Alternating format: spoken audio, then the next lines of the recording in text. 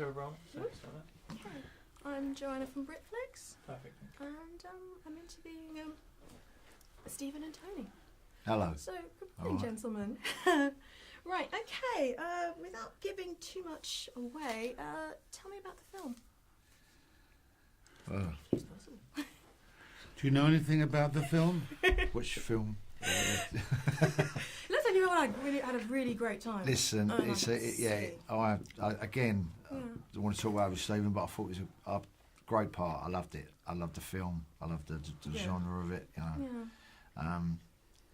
But it's as much as it's violent, it's got a moral to it. So And some comedy. yeah, I had to admit. it's fun in parts. I had to admit, you both pulled off this kind of old school call, and it's good to see.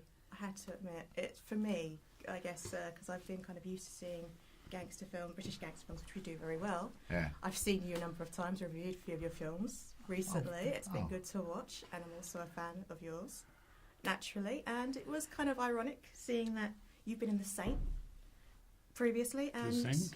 you were in The Saint, 96 to 69. Did you see that? You'd be surprised. I'm a fan of The Saint. How about that? The Saint. You were in an episode of The Saint before. Was the he a Tenth sinner Saint. or was he a saint in it though? What was It's easy, tough question. Can't even remember. it? How about that? 1969. Well, you know, you're just Yeah, there. Roger. That was. Yeah, with Roger. Yes, that you're just there really as a kind of background decoration, like window dressing. So you're not really in it. You're just there as a body fitting a suit. That's all you do. But I'm gonna look for that now. You'll Can find you see it on YouTube? Is it anywhere? What can I say? I'm a fan. I grew up watching a lot of really great stuff. Yeah. So I was really Like the privileged. Saint. That's what That's I'm what famous I for. was brought up on the Saint. That's what she mentions. No, I can't help it. I just noticed. I was like, hold on a minute. I remember you were in Saint, and so was Uncle. Oh, there we go. Yeah. So it just happened to. Well, you can Trigger look up my anything mind. on the internet and so you were in this. No. Means nothing. Well, In fact, means thankfully- less than nothing. Did you get paid for it though? Yeah. Well, you know, at the time, you just get your lunch money, more or less. Yeah. And maybe, No residuals. tube fare home. No residuals. Tube fare home. It's good lunch money when you look back and you say it's an iconic show like that. It's good lunch money as far as I'm concerned, but that's my opinion. But It wasn't a film, it was just a TV show. episode where Yeah. they churn them out like on a kind of machine, you know. The machines that make spam patties. Now you make me feel hungry now. Didn't eat my breakfast coming in. so what attracted you to the project? Because it's Money. Well, yeah. The phone call, the money. The phone call and the money. Nothing attracts actors except the phone call and the money. What attracts them is the ability to get out of the house, away from the wife for a couple of days, beat up some and kids. do a little bit of action, and that's all. Yeah. The script is the last thing that attracts you.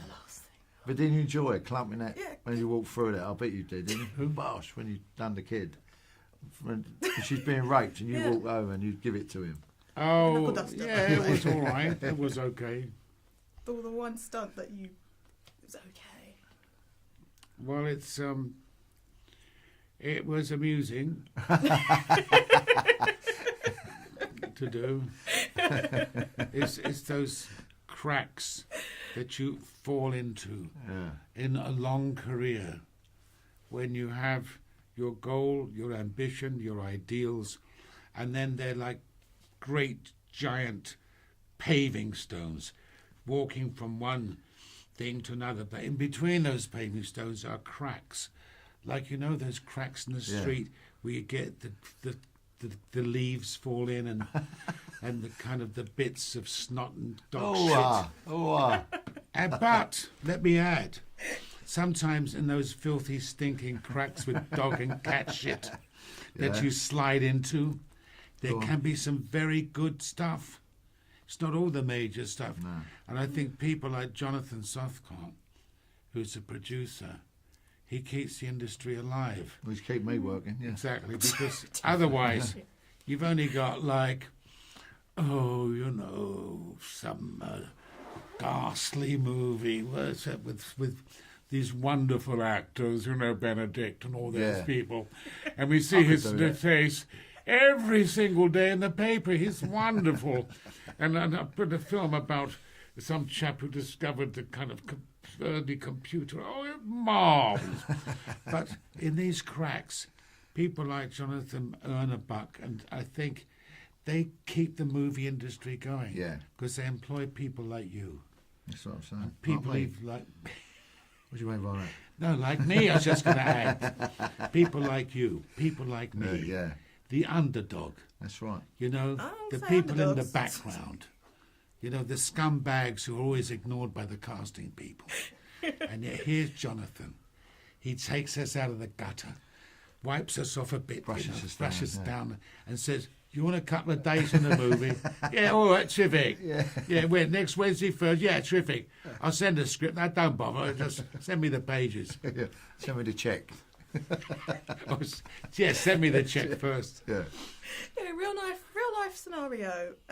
It's old school cool versus these new kids. Yeah. Who do you think would win?